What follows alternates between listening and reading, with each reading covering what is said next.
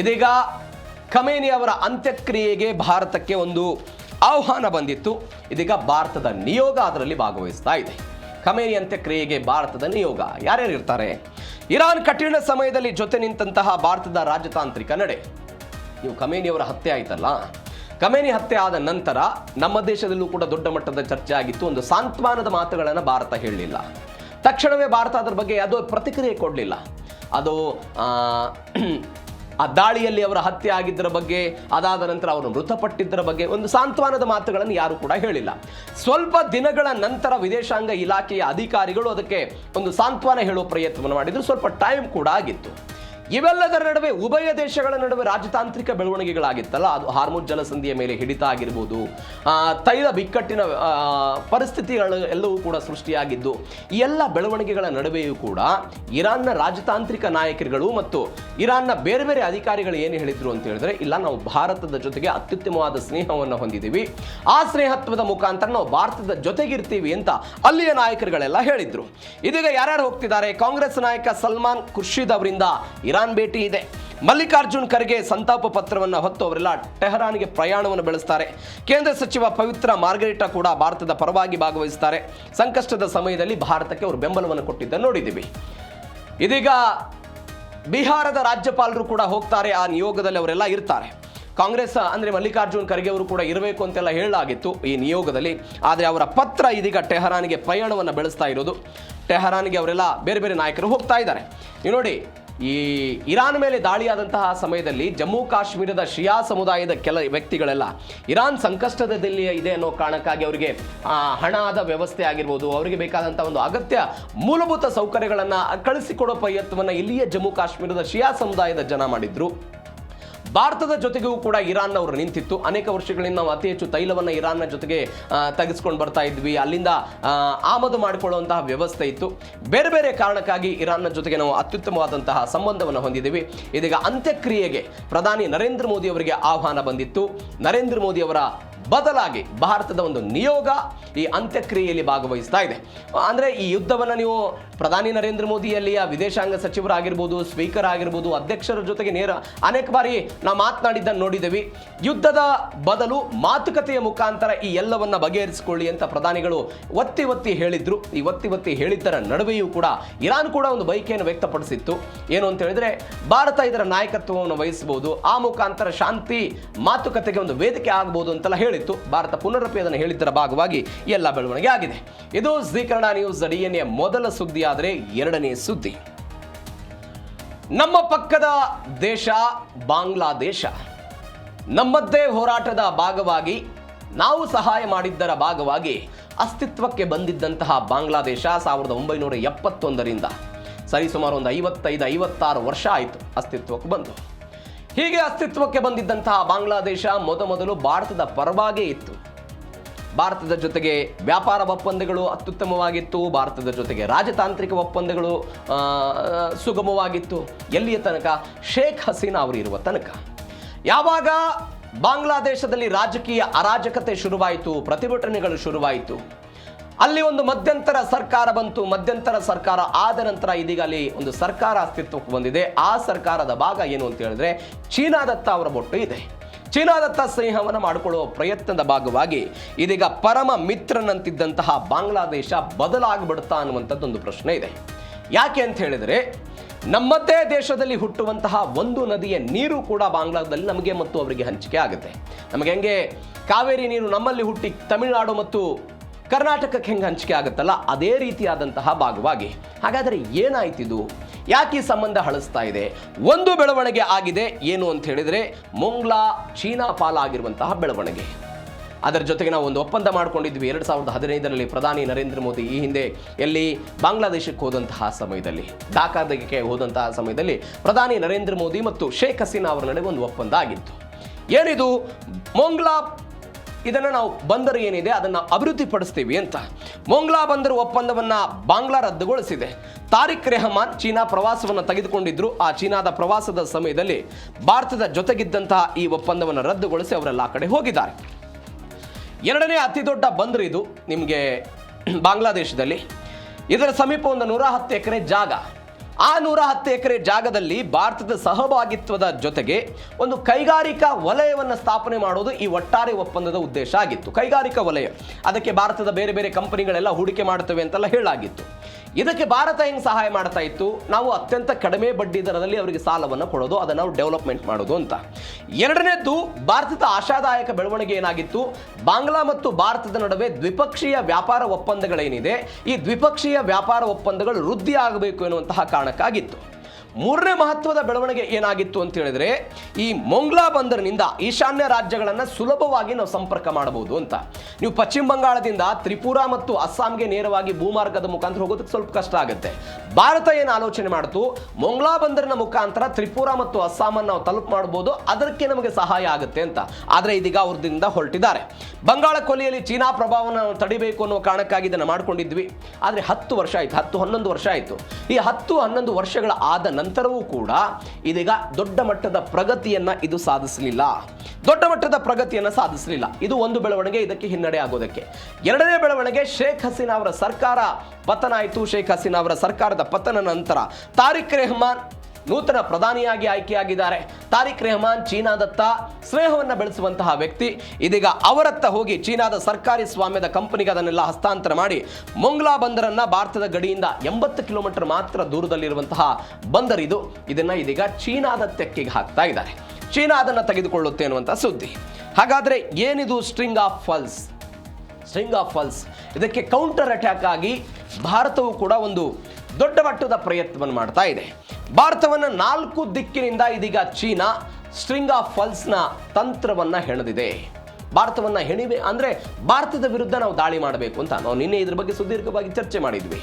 ಒಂದು ರೀತಿಯಾದಂಥ ಮುತ್ತಿನ ದಂಡೆ ಥರ ಕಾಣಿಸುತ್ತೆ ಅಂತ. ಹೆಂಗೆ ಅದು ಶ್ರೀಲಂಕಾ, ಪಾಕಿಸ್ತಾನ, ಬೇರೆ ಬೇರೆ ದೇಶ, ಮಯನ್ಮಾರ್, ಮಾಲ್ಡೀವ್ಸ್, ಈ ಎಲ್ಲ ಕಡೆಗಳಲ್ಲೂ ಕೂಡ ಚೀನಾ ಏನು ಮಾಡ್ತು ಅಂತ ಹೇಳಿದ್ರೆ ತನ್ನ ಬಂದರುಗಳನ್ನು ಅಭಿವೃದ್ಧಿಪಡಿಸೋ ಪ್ರಯತ್ನವನ್ನು ಮಾಡ್ತು, ನೌಕಾನೆಲೆಗಳನ್ನು ಸೃಷ್ಟಿ ಮಾಡಿಕೊಳ್ಳೋ ಪ್ರಯತ್ನವನ್ನು ಮಾಡ್ತು. ಪಾಕಿಸ್ತಾನ, ಶ್ರೀಲಂಕಾ, ಮಯನ್ಮಾರ್ ಬೆನ್ನಲ್ಲೇ ಇದೀಗ ಬಾಂಗ್ಲಾದಲ್ಲೂ ಕೂಡ ಚೀನಾ ನೆಲೆಯನ್ನು ಕಾಣ್ತಾ ಇದೆ. ನೀವು ಗಮನಿಸಬೇಕಾದಂಥ ಸಂಗತಿ ಇದು. ಸ್ಟ್ರಿಂಗ್ ಆಫ್ ಫಾಲ್ಸ್, ಮುತ್ತುಗಳ ಸರ ಅಂತ ಅದನ್ನ ಆ ರೀತಿಯಾಗಿ ನೋಡಿದಾಗ ಹಂಗೆ ಕಾಣಿಸುತ್ತೆ ಅನ್ನೋ ಕಾರಣಕ್ಕಾಗಿ ಭಾರತದ ನೆರೆಯ ಹೊರೆಯ ದೇಶಗಳೇನಿದೆ ಆ ನೆರೆಯ ಹೊರೆಯ ದೇಶಗಳಲ್ಲಿ ತನ್ನ ಅಸ್ತಿತ್ವವನ್ನು ಶುರು ಮಾಡಿಕೊಳ್ಳುವಂತಹ ಪ್ರಯತ್ನ ಇದು.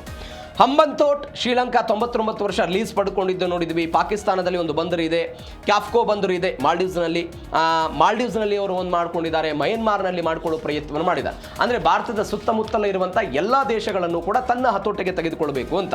ನೀವು ನೋಡಿ, 22 ಕಿಲೋಮೀಟರ್ ಅಗಲವಿರುವಂಥ ಚಿಕ್ಕನ್ ನೆಕ್ ಅಂದರೆ ಈ ಸಿಲಿಗುರಿ ಕಾರಿಡಾರ್ ಅಂತ ನಾವೇನು ಕರಿತೀವಿ, ಇದರ ಮೇಲೆಯೂ ಕೂಡ ಚೀನಾದ ಕಣ್ಣಿದೆ. ಹೆಂಗೆ ಅಸ್ಸಾಂ, ತ್ರಿಪುರಾ, ಮೇಘಾಲಯ, ಮಣಿಪುರ ಸೇರಿದಂತೆ 8 ನಮ್ಮ ಈ ಈಶಾನ್ಯ ರಾಜ್ಯಗಳೇನಿದೆಯಲ್ಲ, ಈ ಈಶಾನ್ಯ ರಾಜ್ಯಗಳನ್ನು ಸಂಪರ್ಕ ಮಾಡಬಹುದಾದಂಥ ಮುಖ್ಯ ರಸ್ತೆ ಇದು. ರೈಲ್ವೆ ಮತ್ತು ಭೂ ಸಾರಿಗೆ ವ್ಯವಸ್ಥೆ ಇದೆ ಎಲ್ಲಿ, ಸಿಲಿಗುರಿ ಕಾರಿಡಾರ್ಗೆ.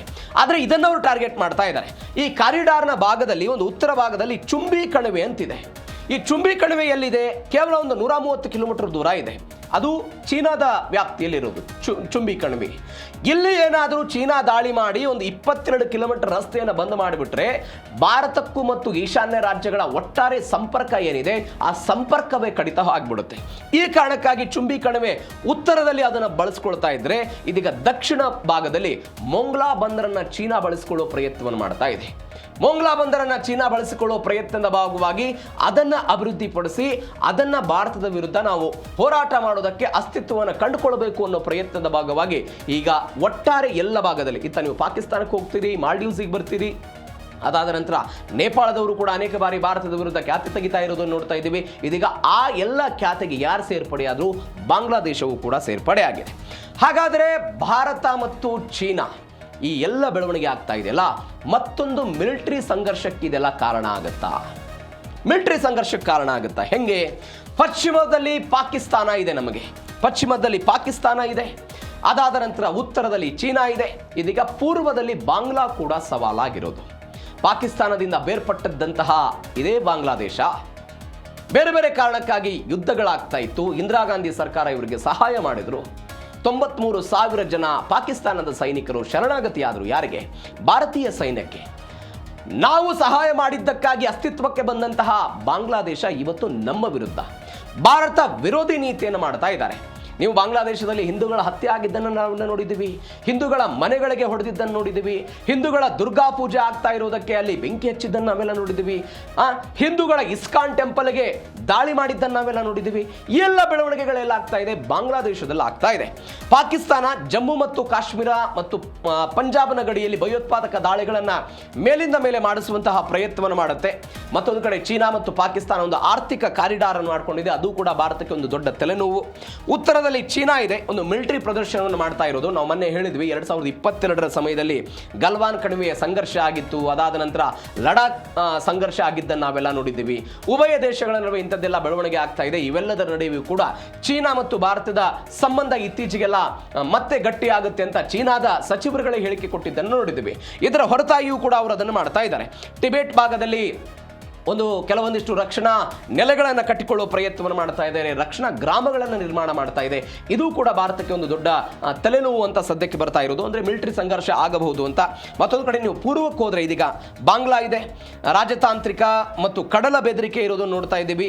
ಮೊಂಗ್ಲಾ ಬಂದರು ಮತ್ತು ತಿಸ್ತಾ ಯೋಜನೆ, ಈ ತಿಸ್ತಾ ನದಿ ಯೋಜನೆ ಇದೆಯಲ್ಲ, ಇದು ಕೂಡ ಭಾರತ ಮತ್ತು ಬಾಂಗ್ಲಾದೇಶದ, ನಾನು ಆವಾಗಲೇ ಹೇಳಿದೆ, ಈ ಮೇಕೆದಾಟು ಯೋಜನೆಗೆ ತಮಿಳುನಾಡವರು ಎಲ್ಲ ಖ್ಯಾತೆ ಮಾಡ್ತಾರಲ್ಲ, ಅದೇ ರೀತಿಯಾಗಿ ಬಾಂಗ್ಲಾ ಕೂಡ ಭಾರತದ ವಿರುದ್ಧ ಅನೇಕ ವರ್ಷಗಳಿಂದ ಇಂಥದ್ದೊಂದು ಬೆಳವಣಿಗೆ ಮಾಡ್ತಾ ಇದೆ. ಹೆಂಗೆ ಈ ತಿಸ್ತಾ ನದಿ ಸಿಕ್ಕಿಂನಲ್ಲಿ ಹುಟ್ಟುತ್ತೆ, ಇದು ಹಿಮಾಲಯ ಪ್ರದೇಶದಲ್ಲಿ ಸಿಕ್ಕಿಂನಲ್ಲಿ ಹುಟ್ಟುತ್ತೆ. ಸಿಕ್ಕಿಂನಲ್ಲಿ ಹುಟ್ಟಿ ಸಿಕ್ಕಿಂನಿಂದ ಪಶ್ಚಿಮ ಬಂಗಾಳಕ್ಕೆ ಬರುತ್ತೆ, ಪಶ್ಚಿಮ ಬಂಗಾಳದಿಂದ ನೇರವಾಗಿ ಬಾಂಗ್ಲಾ ಹರಿಯುತ್ತೆ. ಬಾಂಗ್ಲಾದಲ್ಲಿ ಹರಿವಿದೆ ಇದು. ಈ ತಿಸ್ತಾ ನದಿ ಇದೆಯಲ್ಲ, ಭಾರತಕ್ಕೆ 83% ಅದರ ಶೇಖರಣೆ ಆಗಿದ್ರೆ, ಅಂದರೆ ಬೇರ್ಪಡಿಕೆ ಆಗಿದ್ರೆ ಕೇವಲ 17% ಬಾಂಗ್ಲಾಕ್ಕಿದೆ. ಬಾಂಗ್ಲಾಗೆ ಏನು ವಾದ ಮಾಡ್ತಾ ಇದೆ, ಬಾಂಗ್ಲಾದ 5 ಜಿಲ್ಲೆಗಳ ಲಕ್ಷಾಂತರ ರೈತರು ಈ ತಿಸ್ತಾ ನದಿಯ ಮೇಲೆ ಡಿಪೆಂಡೆನ್ಸಿ ಆಗಿದ್ದಾರೆ. ಈಗ ಹೆಂಗೆ ತಮಿಳುನಾಡು ವಾದ ಮಾಡುತ್ತೆ, ನೀವು ನಾಳೆ ನೀರು ಬಿಡದೆ ಹೋದ್ರೆ ಏನಾಗುತ್ತೆ ಅಂತ. ಬಾಂಗ್ಲಾವು ಕೂಡ ಇದೇ ಖ್ಯಾತಿಯನ್ನು ಇಟ್ಟುಕೊಂಡು ಭಾರತದ ವಿರುದ್ಧ ಅನೇಕ ಬಾರಿ ಖ್ಯಾತಿಯನ್ನು ಮಾಡ್ತಾ ಇರೋದು ಪರಿಸ್ಥಿತಿ ಇದೆ. ಆದರೆ ಪಶ್ಚಿಮ ಬಂಗಾಳದ 6 ಜಿಲ್ಲೆಗಳು ಕೂಡ ಇದೇ ತಿಸ್ತಾ ನದಿ ಮೇಲೆ ಡಿಪೆಂಡೆನ್ಸಿ ಇದ್ದಾರೆ. ಪಶ್ಚಿಮ ಬಂಗಾಳ ಸರ್ಕಾರ ಏನು ಹೇಳುತ್ತೆ, ನಾವು ತಿಸ್ತಾ ನದಿ ನೀರನ್ನು ನಾವೇನಾದರೂ ಬಾಂಗ್ಲಾದೇಶಕ್ಕೆ ಕರೆಸಿಬಿಟ್ರೆ ನಮ್ಮ ಜಿಲ್ಲೆಗಳ ಜನರಿಗೆ ನೀರು ಸಿಗೋದಿಲ್ಲ, ಕೃಷಿಗೆ ನೀರು ಸಿಗೋದಿಲ್ಲ ಅಂತ ಇವರ ವಾದ ಇದೆ. ಈ ಕಾರಣಕ್ಕಾಗಿ ಗೋಜು ಗೊದ್ದಲ ಎಲ್ಲ ಇತ್ತದಕ್ಕೆ. ಈ ಕಾರಣಕ್ಕಾಗಿ ಅವ್ರು ಏನು ಮಾಡ್ತಾ ಇದ್ದಾರೆ, ತಿಸ್ತಾ ನದಿ ಸಮಗ್ರ ನಿರ್ವಹಣೆ ಮತ್ತು ಪುನಶ್ಚೇತನ ಯೋಜನೆ ಅಂತೇಳಿ ಚೀನಾದ ಜೊತೆಗೆ ಮಾಡಿಕೊಂಡು ಒಂದು 8,000 ಕೋಟಿ ರೂಪಾಯಿ ಹಣವನ್ನು ಅವ್ರಿಗೆ ಕೊಡ್ತಾ ಇದ್ದಾರೆ. ಆ ಮುಖಾಂತರ ಆ ಯೋಜನೆಯಲ್ಲೂ ಕೂಡ ಅವ್ರು ಯಾರಿಗೆ ಬರ್ತಾ ಇರೋದು, ಯಾರ ಜೊತೆಗೆ ಬರ್ತಾ ಇರೋದು, ಚೀನಾ ಬಾಂಗ್ಲಾದ ಜೊತೆಗೆ ಬರ್ತಾ ಇದೆ. ಮತ್ತೊಂದು ಬೆಳವಣಿಗೆ, ನೆಕ್ಲೆಸ್ ಆಫ್ ಡೈಮಂಡ್ಸ್ಗೆ ನಡುಗಿದ ಚೀನಾ. ನೆಕ್ಲೆಸ್ ಆಫ್ ಡೈಮಂಡ್ಗೆ ನಡುಗಿದೆ ಚೀನಾ.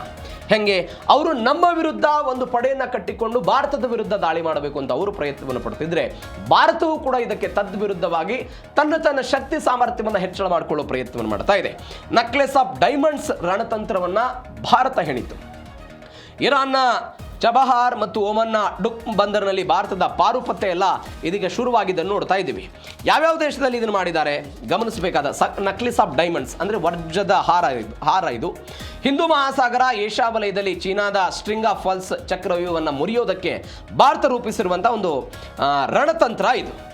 ಇರಾನ್ನ ಚಬಹಾರ್ ಬಂದರು ಪಶ್ಚಿಮದ ಕಾವಲುಗಾರ ಆಗಿ ಇದೆಲ್ಲ ಕೆಲಸ ಮಾಡುತ್ತೆ. ಪಾಕಿಸ್ತಾನದಲ್ಲಿ ಚೀನಾ ನಿರ್ಮಾಣ ಮಾಡಿದೆಲ್ಲ, ಆ ಬಂದರಿಗೆ ಕೇವಲ 170 ಕಿಲೋಮೀಟರ್ ಇದೆ. ಇದು ಭಾರತಕ್ಕೆ ಸಹಾಯ ಮಾಡುತ್ತೆ. ಇದರ ಮುಖಾಂತರ ನಾವು ಪಾಕಿಸ್ತಾನವನ್ನು ಬೈಪಾಸ್ ಮಾಡಿ ಅಫ್ಘಾನಿಸ್ತಾನ ಮತ್ತು ಮಧ್ಯ ಏಷ್ಯಾದ ಬೇರೆ ಬೇರೆ ದೇಶಗಳನ್ನು ಸಂಪರ್ಕ ಮಾಡಬಹುದು. ಒಮಾನ್ನ ದುಕ್ ಬಂದರು ಅರಬ್ಬಿ ಸಮುದ್ರದ ಹತೋಟಿ ಅಂತ ಕರೀತಾರೆ. ಪಶ್ಚಿಮ ಹಿಂದೂ ಮಹಾಸಾಗರದಲ್ಲಿರುವಂಥ ಒಮಾನ್ನ ದುಕ್ ಬಂದರನ್ನು ಬಳಸಿಕೊಳ್ಳೋದಕ್ಕೆ ಭಾರತ ಎಲ್ಲ ಒಪ್ಪಂದ ಮಾಡಿಕೊಂಡಿದೆ.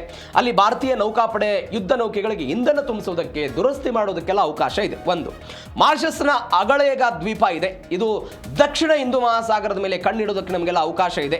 ಇಲ್ಲಿ ಬೃಹತ್ ಆದಂತಹ ಜಟ್ಟಿ ಮತ್ತು ಕಡಲ ಕಣ್ಗಾವಲುಗಳನ್ನು ಭಾರತ ಎಲ್ಲ ನಿರ್ಮಾಣ ಮಾಡಿದೆ. ಇಲ್ಲಿಂದ ನೌಕಾಪಡೆಯ ಬೋಯಿಂಗ್ P-80I ಈ ಯುದ್ಧ ವಿಮಾನಗಳು ಆಫ್ರಿಕಾ ಶ್ರೀಲಂಕಾ ನಡುವೆ ಚಲಿಸುವಂತಹ ಚೀನಾದ ಜಾಸೂಸಿ ಹಡಗುಗಳು ಮತ್ತು ಜಲಾವೃತ ನೌಕೆಗಳ ಮೇಲೆ ಕಣ್ಣಿಡೋದಕ್ಕೆಲ್ಲ ಸಹಾಯ ಆಗುತ್ತೆ.